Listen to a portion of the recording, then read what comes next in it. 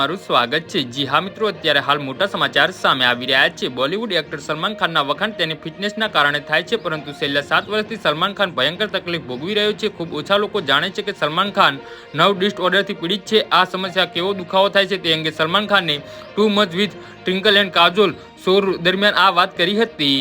જી હા મિત્રો, અત્યારે હાલ મોટા અને મહત્વના સમાચાર સામે આવી રહ્યા છે। સલમાન ખાનના શોમાં તેના મિત્ર આમિર ખાન સાથે પહોંચ્યો હતો। આ દરમિયાન સલમાન ખાને પોતાની પર્સનલ અને પ્રોફેશનલ લાઈફ વિશે ખુલીને વાતચીત કરી હતી। આ વાતચીત દરમિયાન સલમાન ખાને જણાવ્યું હતું કે તેના છેલ્લા 7 વર્ષથી ટ્રાઇજર્મિનલ ન્યુરાલિસિસની સમસ્યા છે।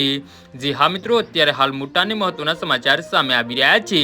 બીમારીમાં અશક્ય દુખાવો થાય છે। આ બીમારી એટલી ભયંકર છે કે તેને આત્મહત્યાની બીમારી પણ કહેવામાં આવે છે। સલમાન ખાને શો દરમિયાન કહ્યું હતું કે જ્યારે તેને આ બીમારી થાય ત્યારે એવો દુખાવો થાય છે કે મનમાં વિચાર આવે છે કે ભગવાન દુશ્મનને પણ આવો દુખાવો ન આપે। જી હા મિત્રો, અત્યારે હાલ મોટા અને મહત્વના સમાચાર સામે આવી રહ્યા છે। તો મિત્રો, સમાચારમાં વધુ વિગતવાર વાત કરીએ તો સલમાન ખાનને આગળ જણાવ્યું હતું કે તેને 7 વર્ષ સુધી આ દુખાવો સહન કર્યો છે। આ દુખાવો 4 થી 5 મિનિટ સુધીનો થાય છે અને કોઈ પણ સમયે ઉપડે છે। આ દુખાવો શરૂ થયા પછી નોર્મલ થતા 1.5 કલાકનો સમય લાગે છે। જી હા મિત્રો, તો આના વિશે તમારું શું કહેવું છે તો નીચે મારી કોમેન્ટ બોક્સમાં જરૂરથી જણાવજો અને મારી યુટ્યુબ ચેનલને સબસ્ક્રાઇબ કરવાની ભૂલતા નહીં। ધન્યવાદ।